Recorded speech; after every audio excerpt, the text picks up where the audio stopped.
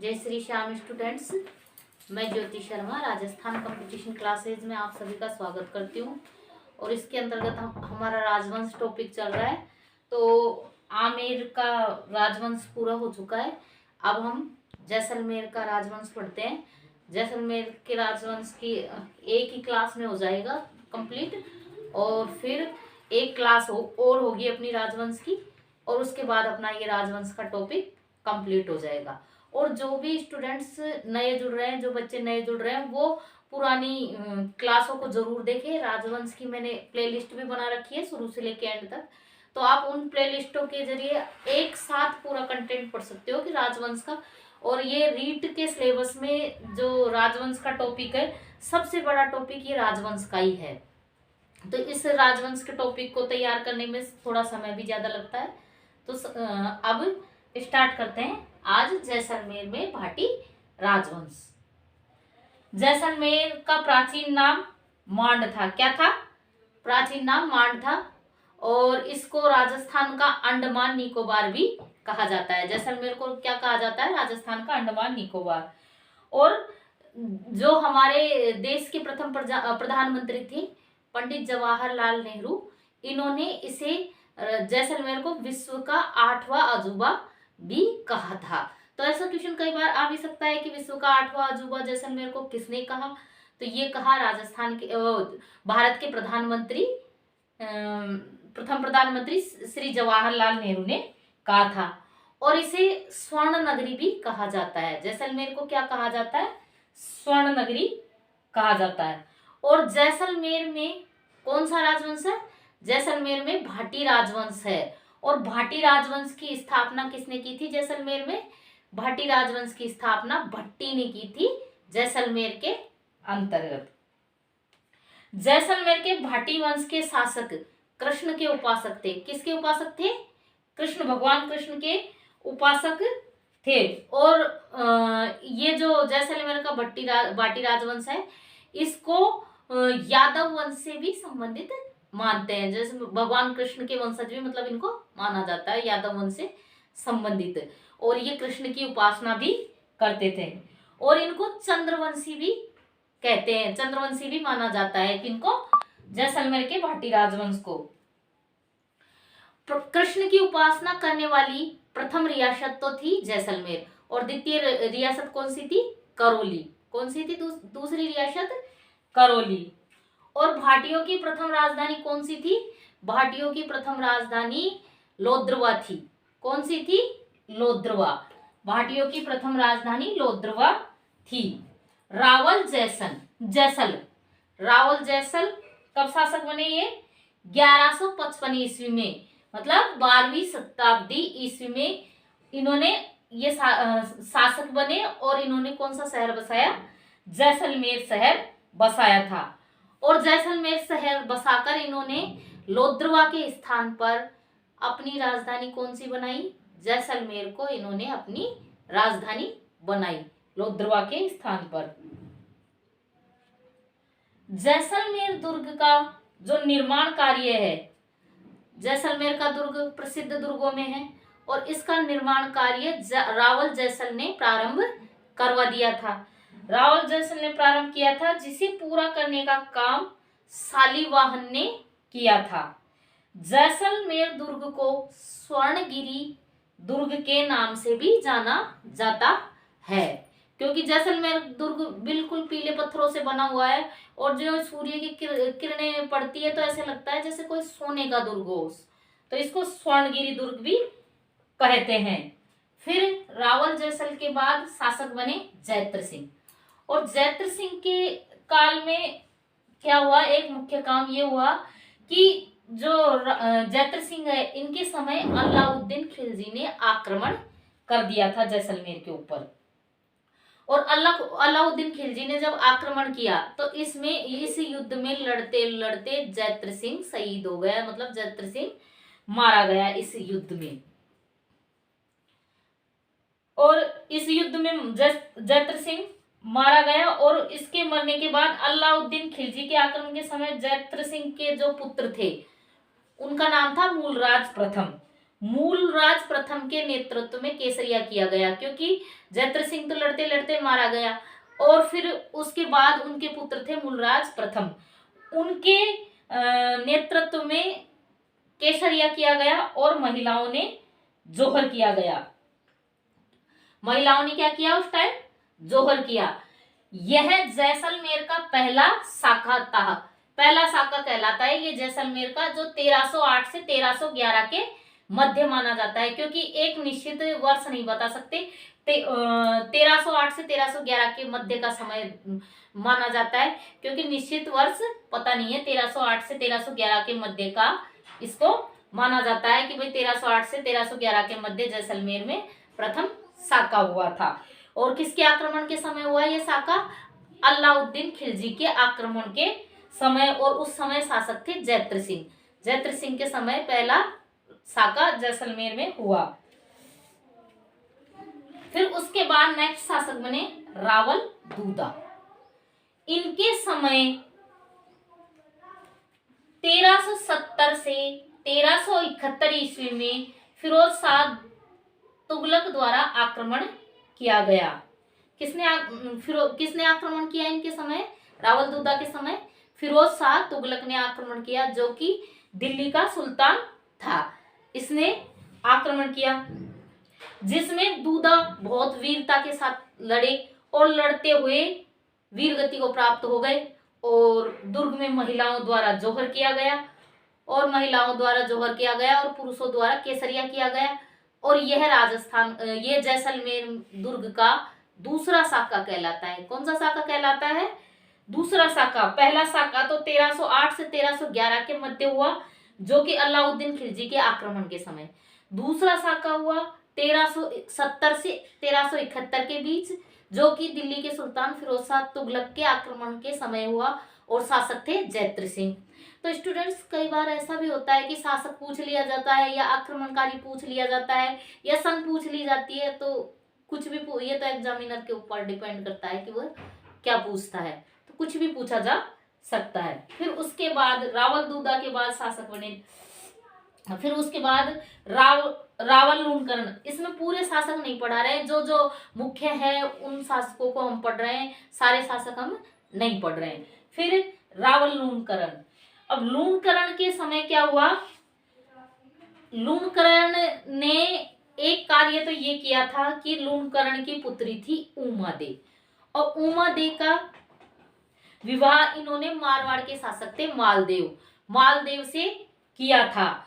और मालदेव से जब यह विवाह किया, तो विवाह के समय ही मालदेव और ये जो लूणकरण है इनके मध्य अनबन हो गई, और इस अनबन हो गई, और अनबन के बाद जब ये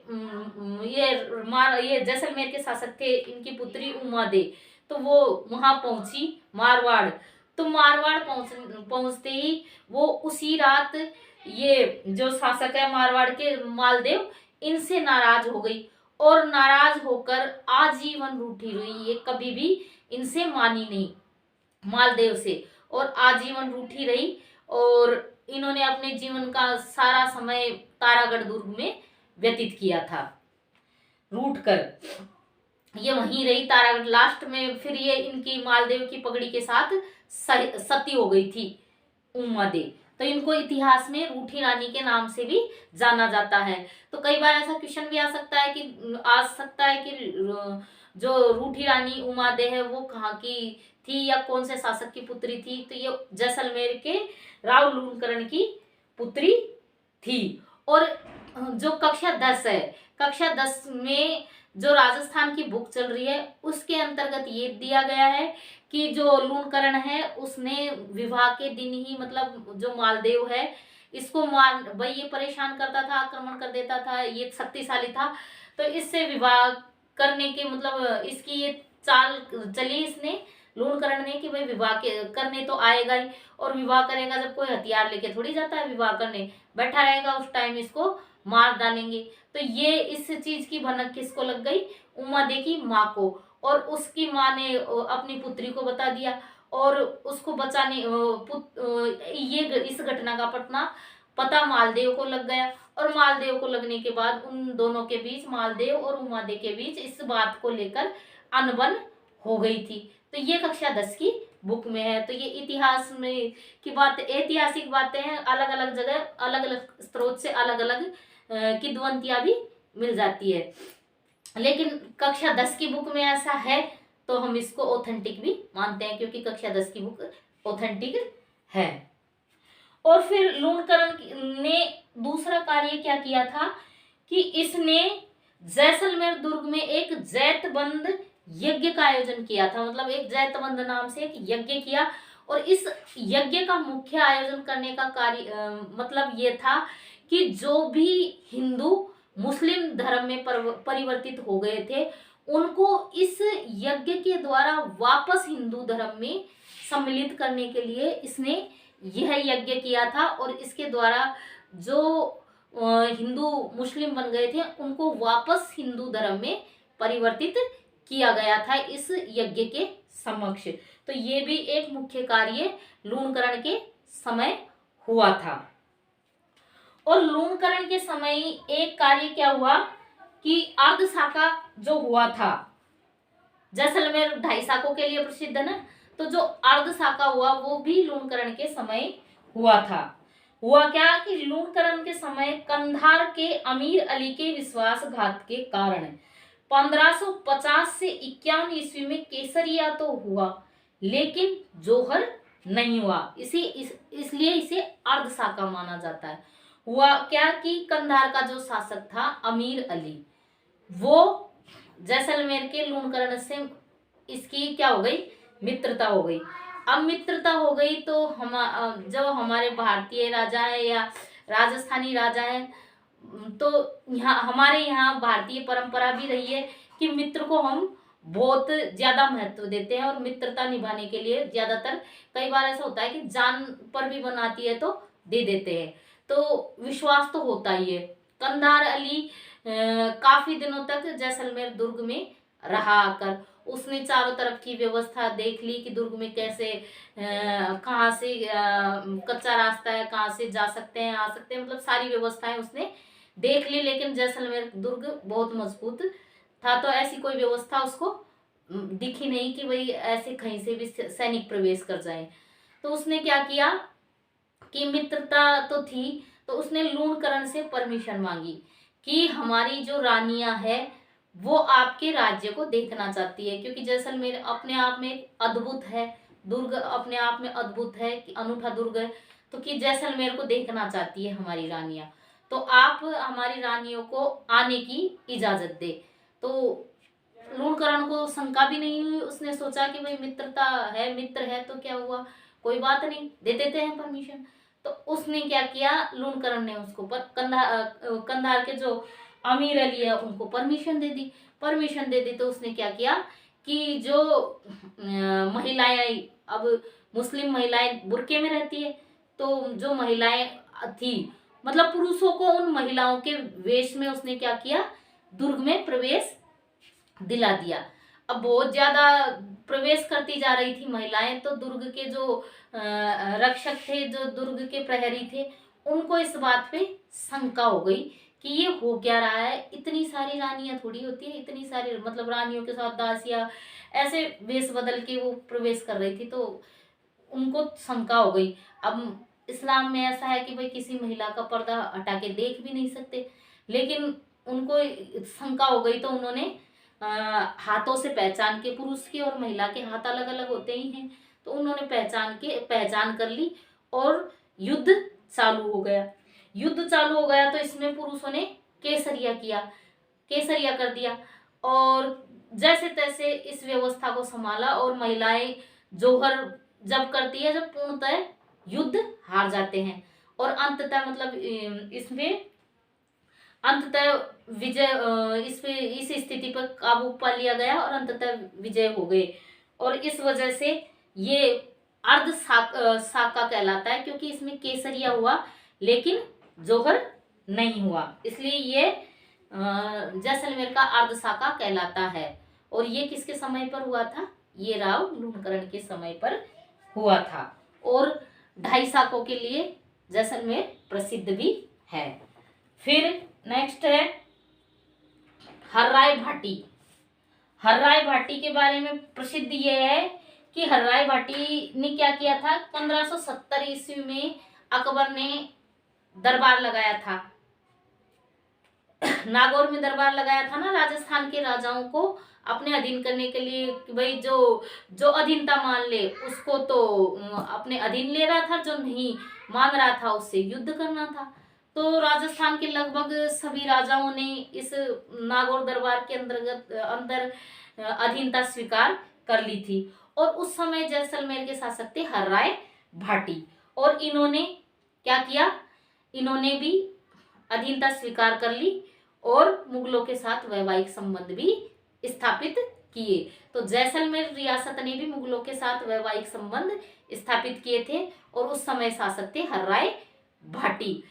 केवल चंद्रसेन ने भी मुगलों की अधीनता स्वीकार नहीं की थी, उस समय महाराणा प्रताप ने नहीं की थी।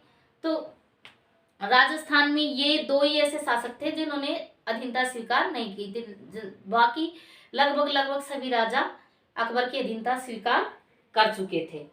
फिर उसके बाद शासक आते हैं मूलराज द्वितीय।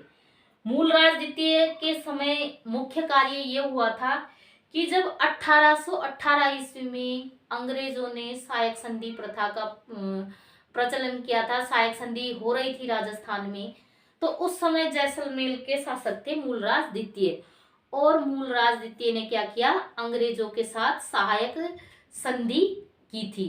तो ये इनके शासनकाल में मुख्य कार्य हुआ था, क्योंकि अंग्रेजों के साथ इन्होंने सहायक संधि की थी ना, तो इसलिए इनके कार्यकाल को हम पढ़ रहे हैं। और ऐसा क्वेश्चन भी आ सकता है कि भाई जैसलमेर में सहायक संधि किसने की थी सर्वप्रथम, तो ये मूलराज द्वितीय ने की थी 1818 में, जो कि ये जैसलमेर का शासक था मूलराज द्वितीय। फिर नेक्स्ट रणजीत सिंह। रणजीत सिंह 1857 की क्रांति जब हुई थी, तो उस क्रांति के समय रणजीत सिंह जैसलमेर के शासक थे। तो ऐसा कई बार क्वेश्चन पूछा जा सकता है, आता भी है कई बार कि 1857 की क्रांति के समय कोई सी भी रियासत दे देते हैं कि वहां का शासक कौन था। तो मान लो हमसे पूछ लिया जाए कि 1857 की क्रांति के समय जैसलमेर का शासक कौन था, तो हमें याद रहना जरूरी है, उस 1857 की क्रांति के समय जैसलमेर के शासक रणजीत सिंह थे। फिर उसके बाद पढ़ते हैं हम जवाहर सिंह को। जवाहर सिंह स्वतंत्रता के समय ये जैसलमेर के शासक थे। और ये जवाहर सिंह के शासनकाल में एक मुख्य कार्य क्या है, एक मतलब एक शर्मनाक घटना कह सकते हैं हम कि ये हुई थी कि इनके समय जैसलमेर में जो क्रांतिकारी थे सागरमल गोपा, जैसलमेर के क्रांतिकारी थे ये। और इनके समय जो ये सागरमल गोपा है, इनको ये जवाहर सिंह के जेलर थे एक गुमान सिंह। गुमान सिंह के द्वारा यातनाएं दी गई थी, काफी सारी यातनाएं दी गई इनको। और यातना क्या है, इनको जेल में मतलब जिंदा जला दिया गया था सागरमल गोपा को। और ये एक जैसलमेर के लिए बहुत ही शर्मनाक बात थी, क्योंकि एक ऐसे महान क्रांतिकारी को वहां पर जेल में जिंदा जला दिया गया, जो कि आजादी से कुछ महीनों पहले की बात है। और ऐसे महान क्रांतिकारी को जिंदा जेलर गुमान सिंह द्वारा जला दिया गया। और ये घटना है 4 अप्रैल 1946 को सागरमल गोपा मतलब जला दिया गया। 4 अप्रैल 1946 को सागरमल गोपा शहीद हो गए थे।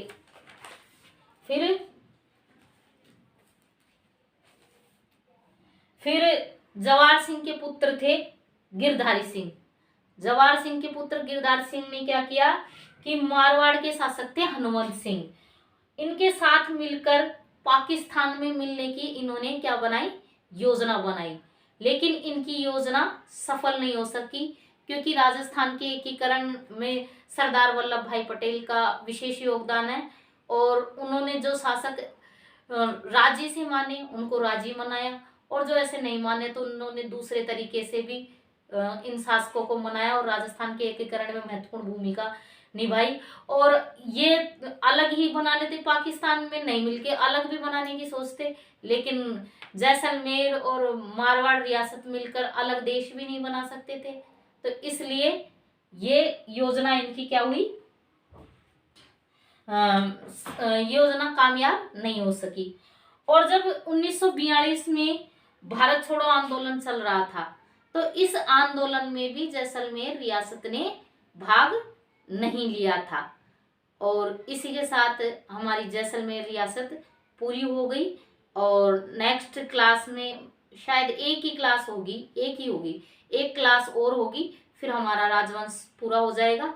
और ज़्यादा से ज़्यादा क्लास को लाइक करें, शेयर करें, सब्सक्राइब करें। और ये रीट मुख्य परीक्षा के हिसाब से मतलब खूब बेनिफिट रहेगा बच्चों को, और सफिशियंट है रीट मुख्य परीक्षा के हिसाब से, इससे बाहर क्वेश्चन नहीं जा पाएगा जहाँ तक है। और ज़्यादा से ज़्यादा लाइक करें, क्लास को शेयर करें, सब्सक्राइब करें और पढ़ते रहें। धन्यवाद।